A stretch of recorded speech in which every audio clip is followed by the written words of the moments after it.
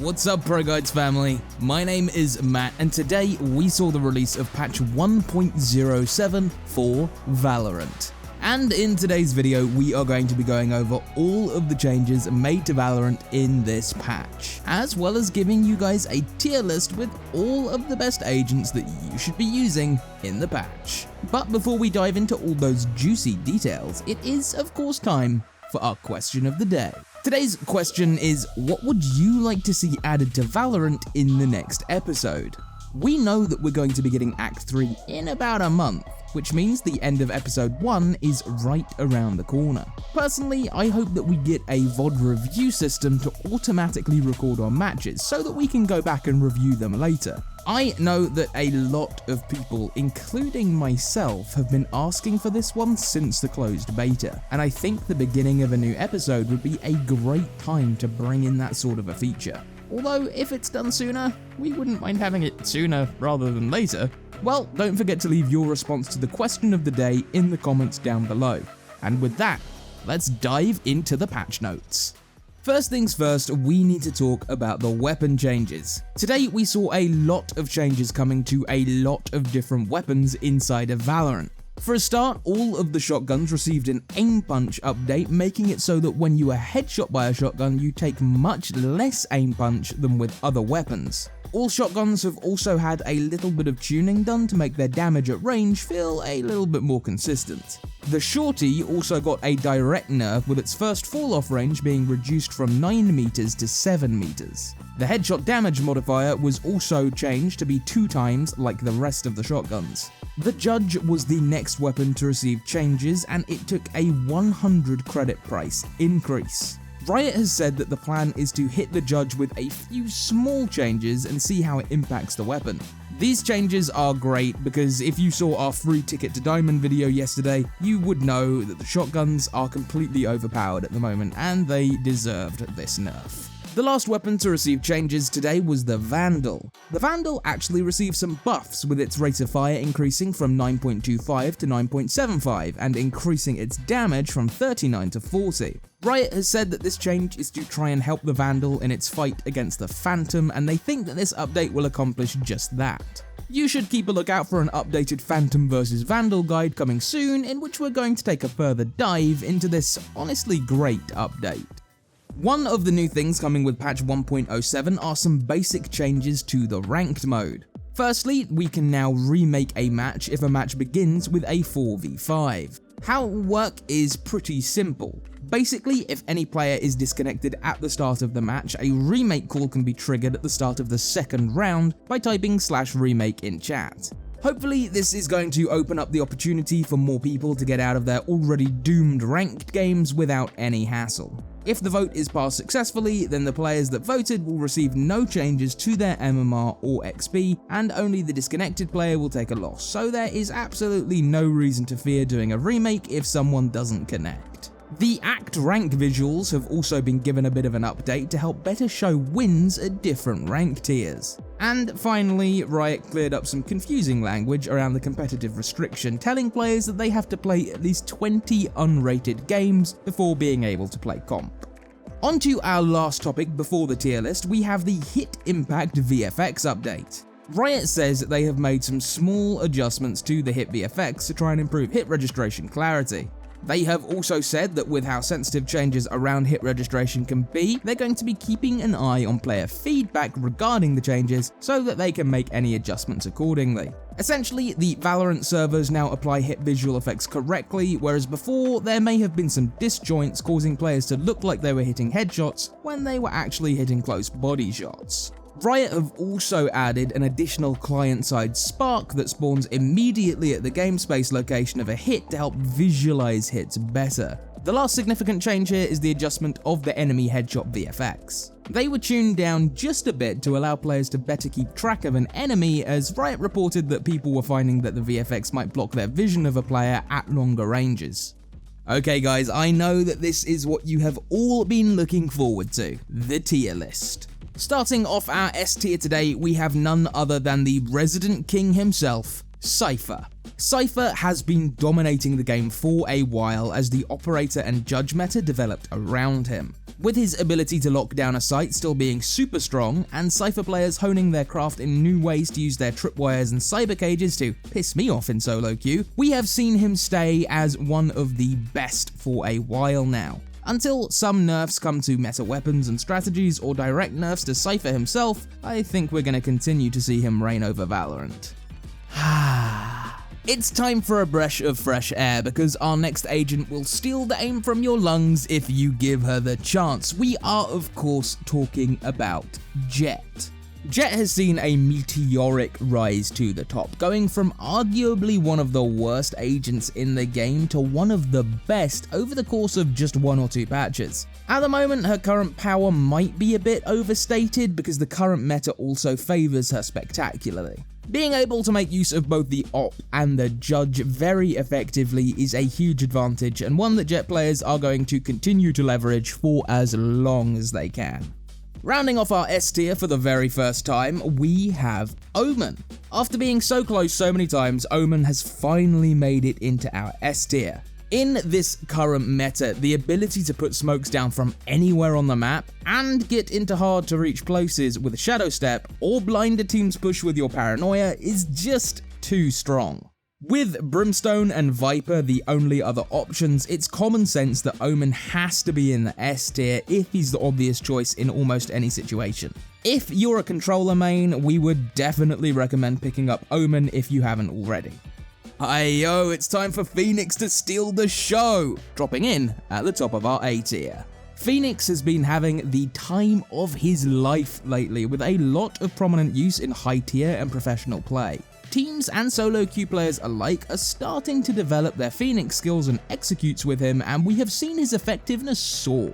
Especially in pro play, where he dominates in the entry frag roll, being able to flash around corners and bring your gun up fast. Well, it's a pretty big advantage that a lot more people are beginning to take advantage of.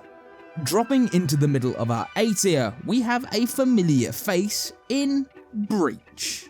With the recent changes coming to his Flashpoint, Rolling Thunder, and his concussion effect in general, we are expecting to see Breach rise right back up in popularity. He now has 3 flash charges instead of 2, and the wind-up time of the flashes has been greatly reduced from 0.6 to 0.5 seconds. His Rolling Thunder received a detonation delay reduction between each blast from 0.3 seconds to 0.255 seconds. And lastly, but arguably one of his most impactful changes, the concussion effect will not descope players and prevent rescoping. This is exactly the type of change that we have been asking for to deal with the operator and make Breach a better agent all round. Hopefully, with his new ability to deal with the op, we will see him being picked up more both in professional play and solo queue.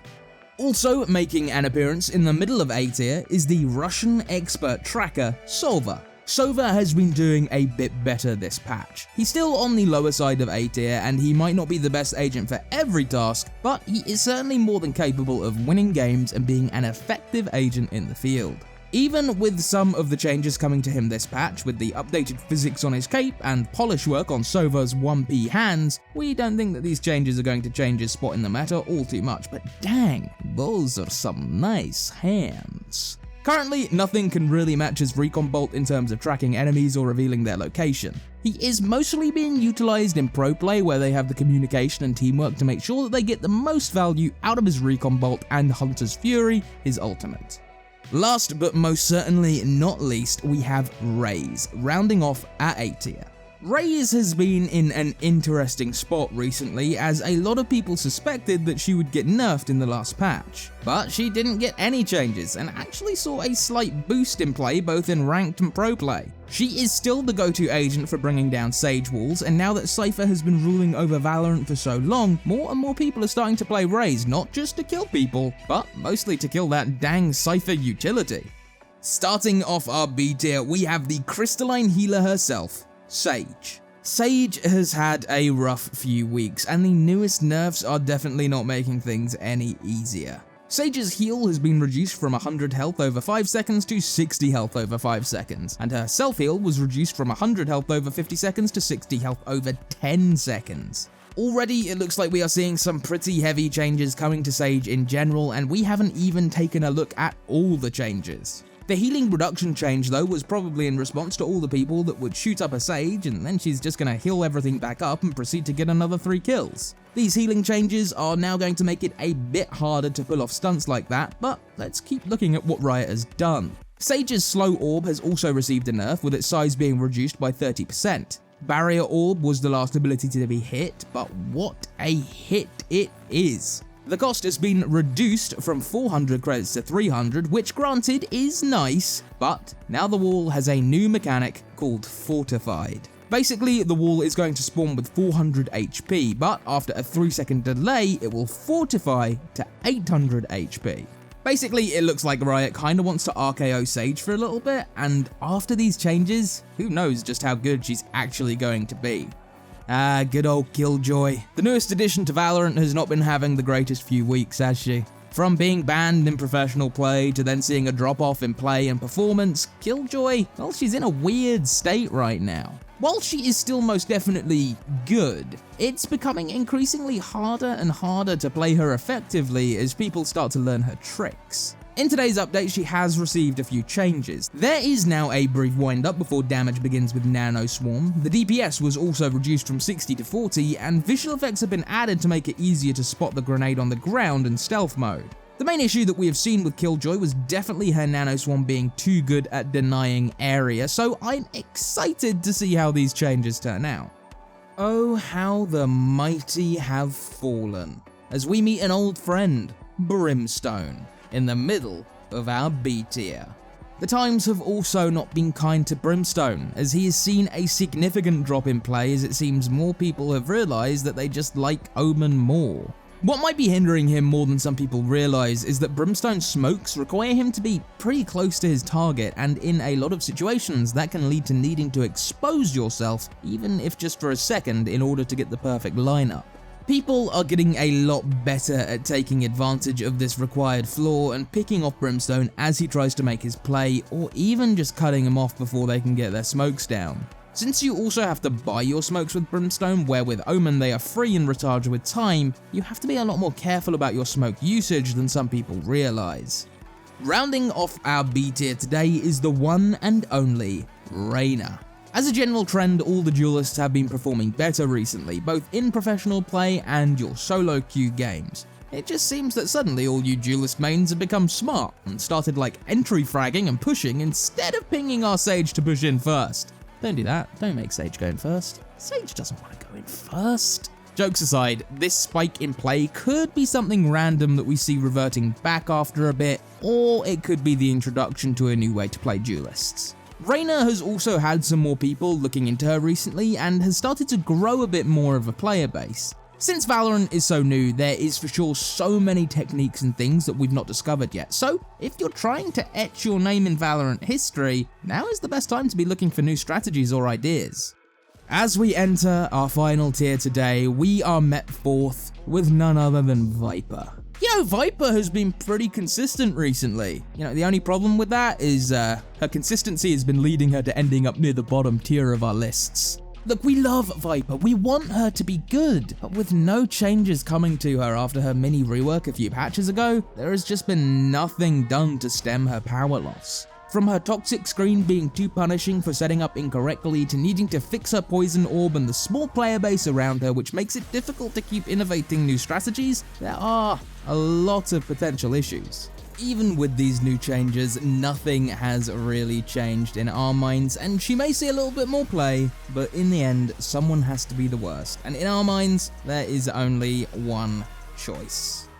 Alright everyone, that about does it for today. If you liked the video, then be sure to leave a like and maybe even consider subscribing. We release new content like this every time there's a new patch, but we also upload guides every single day, so there are tons of ways for you to improve. And if you want the true ProGuides experience, then head on over to ProGuides.com to hire one of our amazing Valorant coaches today. Until next time, my friends, this has been Matt, and I will see you all next time.